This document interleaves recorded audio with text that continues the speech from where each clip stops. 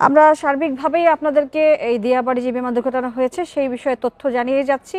কিছুক্ষণ আগেই জাতীয় বার্ন ইনস্টিটিউটে আমাদের সহকর্মী হাসিফ মোহাম্মদ শাহ ছিলেন, সেখান থেকে তিনি এসেছেন আমাদের সাথে বার্তা কক্ষ থেকে যুক্ত হচ্ছেন। হাসিফ মোহাম্মদ শাহ, আপনার কাছে জানতে চাই যে কি পরিস্থিতি আপনি দেখেছেন, আপনি খুব আবেগঘন হয়ে গিয়েছিলেন, একটু জানতে চাইবো যে শিশু সংখ্যা কেমন ছিল সেখানে।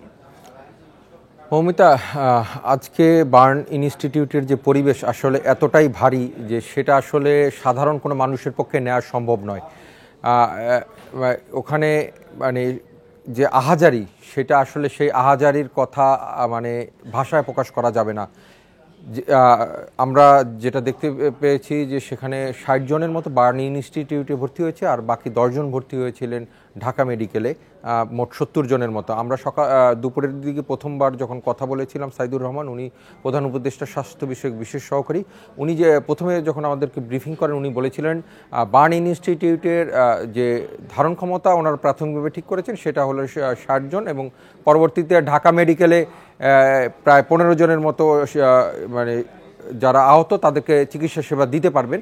আমরা পরবর্তীতে দেখেছি যে 70 জনের মতো আহত শিশু ওখানে প্রায় ভর্তি হয়, শিশু সহ অন্যান্য যারা, এবং শুধু তারা না, তাদের সাথে যারা তাদের গার্ডিয়ান ছিলেন তারা, মানে পুরো পরিবেশটাই এতটা ভয়াবহ, মানে এতটা বেদনাদায়ক, সেটা আসলে যে ওখানে না ছিল সে তার পক্ষে বোঝানো সম্ভব হবে না। শিশু বলতে কোন ক্লাসের বাচ্চা তারা ছিলেন এবং বয়স কেমন তাদের? মৌমিতা, একটি বিষয় হলো যে তারা আসলে কোন ক্লাসে ছিলেন এটি বোঝা খুব মুশকিল, কারণ তারা বার্ন হয়ে গিয়েছেন। তবে যেটা ধারণা করা হচ্ছে 9, 10, 12, 13, 14 বছরের শিক্ষার্থীরা এইরকমই বেশি, এবং তাদের সমস্ত গা পোড়া, হাত পোড়া, মুখ পোড়া, এইটা একটা বিভৎস দৃশ্য, মানে এটা ভাষায় প্রকাশ করা যাবে না। আমরা গণমাধ্যমের কর্মীরা আমাদের যখন চিত্র ধারণ করছিলাম, আমরা চেষ্টা করেছিলাম যে এই বিভৎস দৃশ্যগুলো যাতে আমাদের ক্যামেরায় শ্যুট না করা হয়, সেইভাবেই কিন্তু আমরা নিজেরা যখন প্রত্যক্ষ করি আসলে সেটি আসলে নেওয়ার মতো মন মানসিকতা আসলে মানে ওখানে যারা ছিল তাদের বেশিরভাগই ছিল না বলে আমি মনে করি। আমি আমার অনেক সহকর্মীর সাথে আমরা সেখানে আলাপ করেছিলাম, তারা সবাই অনেক ভারাক্রান্ত হয়ে গিয়েছিল এই পরিবেশ দেখে। কারণ এর আগে আমরা যখন চুরিয়াট্টার ঘটনা দেখেছি, পুরান ঢাকার নিমতলির ঘটনা দেখেছি, বনানী এফআর টাওয়ারের ঘটনা দেখেছি, বেইলি রোডের ঘটনা দেখেছি, সেইখানের যে অগ্নিকাণ্ড, সেই অগ্নিকাণ্ডের ঘটনা কিন্তু যারা সাধারণ মানুষ, মানে একজন পূর্ণবয়স্ক মানুষের সংখ্যাই বেশি ছিল, শিশুর সংখ্যা কিন্তু খুব কম ছিল প্রত্যেকটা ঘটনাতেই। কিন্তু আজকের ঘটনায় যদি আপনি দেখেন সেখানে কিন্তু প্রায় এই ঘটনায় 70-80 ভাগই হলো শিশু, এবং এই ভার আসলে নেওয়ার মতো মানে সক্ষমতা আসলে মন নিয়ে আসলে। জি, তার চেয়ে বড় বিষয়, একটু পরপরই আসলে যেসব শিক্ষার্থীর পরিচয় পাওয়া যাচ্ছিল, নাম ধরে ডাকা হচ্ছিল, অমুকের কোনো আত্মীয় আছে কিনা এখানে, অমুকের কোনো আত্মীয় আছে কিনা, এইভাবে ডাকা হচ্ছিল। সাথে সাথে রক্তের জন্য যে একটি ক্রাইসিস তৈরি হয়, পরবর্তীতে আমরা দেখেছি যে বার্ন ইনস্টিটিউটের সামনে রক্তের সংগ্রহের একটা ব্যবস্থা করা হয়, এবং স্বেচ্ছাসেবক হিসেবে অনেকেই সেখানে রক্ত দেওয়া শুরু করে, এবং পাশাপাশি আমরা আমাদের পরিচিত অনেকের কাছে ফোন পেয়েছি, তারা বলছে যে কী ধরনের রক্ত লাগবে, তারাও রক্তের জন্য কিন্তু সেখানে যাচ্ছেন। সেক্ষেত্রে কিন্তু সবচেয়ে বড় কথা হলো যে আমরা যে তথ্য পেয়েছি সেখানে 48 জনের অবস্থা খুবই ক্রিটিক্যাল, এটি কিন্তু আমরা আমাদের হাসপাতালের পক্ষ থেকেই জানানো হয়েছে, এবং সেই 48 জন আসলে কি বাঁচবে কি না সেটি আসলে খুবই মানে এটা এখনই বলা যাচ্ছে না। যতজন মারা গেছে তার সাথে যদি আরও 48 জন মারা যায়, এই লাশের ভারটা কিন্তু অনেক বেশি হয়ে যাবে। এবং আমরা যেটি দেখি যে প্রায় 70% বার্ন হলেই কিন্তু সেটি একেবারেই ঝুঁকির দিকে চলে যায়, সেক্ষেত্রে তাদের কত শতাংশ বার্ন বলছেন চিকিৎসকরা? আমরা প্রধান উপদেষ্টার যে স্বাস্থ্য বিশেষ সহকারী সাইদুর রহমান, ওনার কাছে এই তথ্যটি আমরা জানতে চেয়েছিলাম। উনি বলছে যে অবস্থা ভয়াবহ, বিভৎস। উনি ভিতরে ছিলেন, উনি সবাইকে অবলোকন করার, উনি নিজেও যেহেতু ডক্টর, উনি বলল যে কোনো মানুষের বার্ন ওনার কাছে মনে হচ্ছে 100-রও বেশি। উনি বলছে 100-রও বেশি বার্ন, এটা আমরা কখনো দেখি নাই ওনার এইভাবে।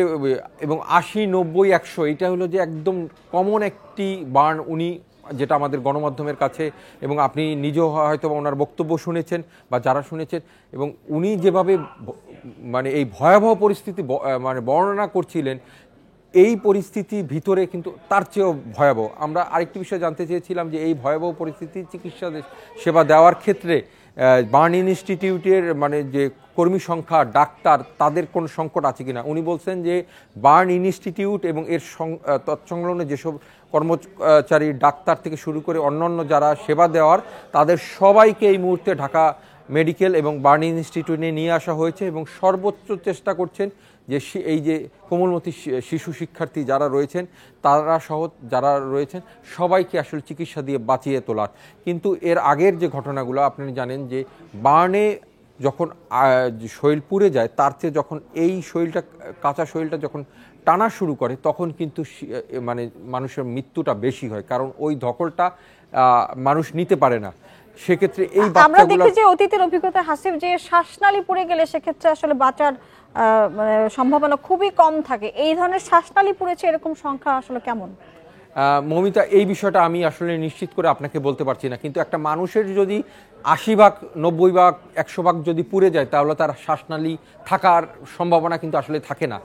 মানে আপনি যে প্রশ্নটা করেছেন, মানে এইটা আমরা স্পেসিফিক্যালি কিন্তু জিজ্ঞেস করিনি, কিন্তু একটা মানুষের যখন 80-90 ভাগ যখন শরীর থেকে বা 100 ভাগ পুড়ে যায় তখন তার শ্বাসনালী আসলে অবশিষ্ট থাকে না। আরেকটি বিষয় হলো যে একটা পূর্ণবয়স্ক মানুষ 18-20 বছর বা তদূর্ধ্ব, তার শরীরের গঠন, আর একটা শিশু 9-10 বছরের, তার শরীরের গঠন কিন্তু তার চামড়া খুবই পাতলা হয়। সেক্ষেত্রে এই শিশুগুলার ভাগ্যে যে আসলে কি নির্মম ঘটনা ঘটবে আসলে সেটি আসলে বলা খুবই মুশকিল। মানে আমরা কারণ আমাদেরকে বলা হয়েছে যে জাতির কাছে, উনি বলছেন যে আসলে এই মুহূর্তে এই যারা বার্ন ইউনিটে আছেন তাদের জন্য দোয়া করার জন্য সকলের কাছে আকুল আবেদন জানিয়েছেন এবং সবাইকে ধৈর্য ধারণ করে যে যার জায়গা থেকে যদি যতটুকু সহায়তা করা সম্ভব, কারো রক্ত দিয়ে বা যেভাবে সম্ভব সেইভাবে পাশে দাঁড়ানোর জন্য আহ্বান জানানো হয়েছে সরকারের পক্ষ থেকে। এবং একই সাথে পরবর্তীতে কিন্তু আমরা যখন দেখেছি যে আমরা দেখেছি আইন উপদেষ্টা, আমরা জ্বালানি উপদেষ্টা, আমরা বন পরিবেশ উপদেষ্টা, সংস্কৃতি বিষয়ক উপদেষ্টা সহ যেসব আমরা তথ্য উপদেষ্টারাও দেখেছি যে সেখানে ছিলেন এবং তারা পরবর্তীতে সম্মিলিতভাবে কিন্তু যখন ব্রিফ করা হয় তখন এই প্রধান উপদেষ্টার বিশেষ সহকারী যখন তখন উনি কিন্তু এই বিষয়গুলা কিন্তু সবার প্রথমে উনি কথা বলেছেন গণমাধ্যমের সাথে, পরবর্তীতেও কিন্তু উনি গণমাধ্যমের সাথে কথা বলেছেন, তখন কিন্তু এই বিষয়গুলো উনি আবারও রিপিট করেছেন। মমিতা, হাসিফ, আপনার কাছ থেকে শুনলাম আসলে কি দেখেছেন আপনি। আপনি তথ্য সংগ্রহ করুন, নিশ্চয়ই পরবর্তীতে আমরা প্রয়োজনে আবার আপনার কাছে ফিরবো।